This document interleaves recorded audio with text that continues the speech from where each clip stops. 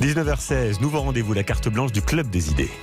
Europe Soir, Julien Bugier. Je vous demande de vous arrêter. Je suis très en colère. Écoutez, vous êtes rapide. C'est pour ça que vous êtes coupé de la réalité.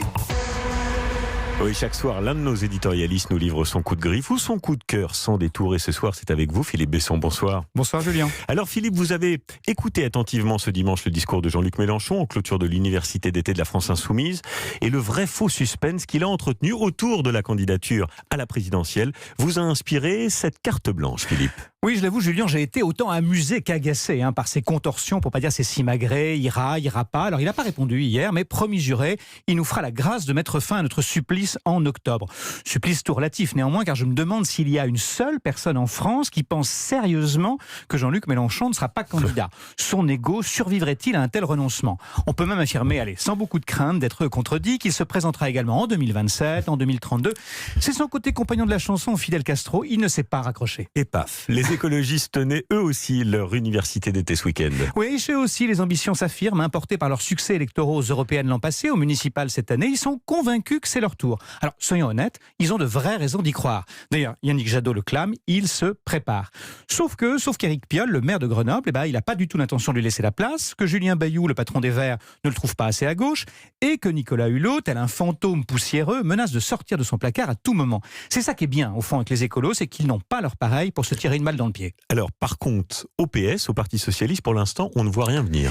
Alors, on cite le nom d'Anne Hidalgo, qui pourtant ne cesse de jurer ses grands dieux qu'elle est très très heureuse dans sa fonction de maire de Paris, qu'elle a nullement l'intention de se porter candidate, donc autant de dénégations qui nous permettent d'affirmer qu'elle se présentera donc sur la ligne de départ. Elle serait déjà en train de se mettre en ordre de bataille, elle attend que son nom s'impose, ce qui ne devrait pas être très difficile, puisqu'au PS, il ne reste en gros que des has-beens ou des nobody. Caustique, Philippe Besson. Alors, et à droite, il se passe quoi? Ça commence à se bousculer. Rappelons que le candidat Les Républicains n'a pas figuré au second tour en 2017, que le parti a fait 8% aux européennes, que Macron a siphonné l'électorat, mais ça n'empêche pas d'y croire. Pour preuve, Xavier Bertrand a tenu à nous envoyer une carte postale de Corse pendant ses vacances. Il se prépare.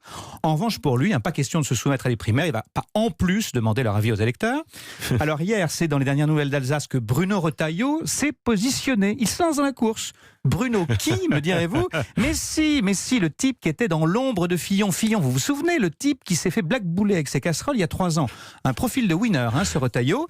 On évoque aussi François Baroin. Alors une clameur monte, une pression amicale se dessine, sauf que l'intéressé se complaît aux abonnés absents et n'en a pas tellement envie, paraît-il. À son sujet, d'ailleurs, Sarkozy a murmuré « J'ai du mal à me convaincre que s'il n'a pas envie en juillet, il aura envie en septembre ». Comme tout cela est cruellement dit. Alors on continue et je crains le pire. À l'extrême droite, on a une certitude, Marine Le Pen sera candidate? Oui, elle nous l'a annoncé dès le mois de janvier, histoire de couper l'herbe sous le pied de sa nièce. Alors pas vraiment un scoop, me direz-vous, Le Pen a été candidat à toutes les élections présidentielles depuis 1988. On peut dire qu'on a de la constance et de la persévérance dans la famille. Alors d'aucuns prétendent que cette fois-ci pourrait être la bonne. Qui sait? Dans ce cas, j'ai une suggestion, personnellement. Il faudrait dès à présent décider de supprimer le débat de l'entre-deux tours parce qu'un deuxième crash en direct lui serait fatal. On n'a pas oublié quelqu'un, justement, Emmanuel Macron. Oui, et il dit rien. Il dit rien parce qu'il peut rien dire, évidemment, et il ne dira rien le plus longtemps possible parce que c'est son intérêt. Mais il fait aucun doute, là non plus, qu'il sera candidat. À part François Hollande, tous les présidents sortants se sont représentés. Mais François Hollande, au fait, il était vraiment président. Bon, bref. Et puis, nommer Jean Castex à Matignon, promouvoir Gérald Darmanin, chouchouter Bruno Le Maire, ressusciter Roselyne Bachelot, poursuivre une politique libérale et sécuritaire, tout ça le démontre, il a bien l'intention d'être le candidat de la droite. Il a forcément lu le politologue Jérôme Fourquet qui nous explique que la France est plus à droite que jamais. Il en a tiré les leçons qui s'imposent. En conclusion, mon cher Philippe?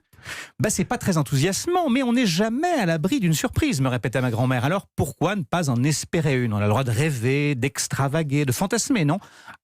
J'allais oublier, ma grand-mère ajoutait toujours, le problème avec les surprises, c'est qu'elles sont souvent mauvaises. Belle conclusion, quand on en appelle à la grand-mère, c'est que tout va bien. Merci Philippe, c'était la carte blanche de l'écrivain Philippe Besson.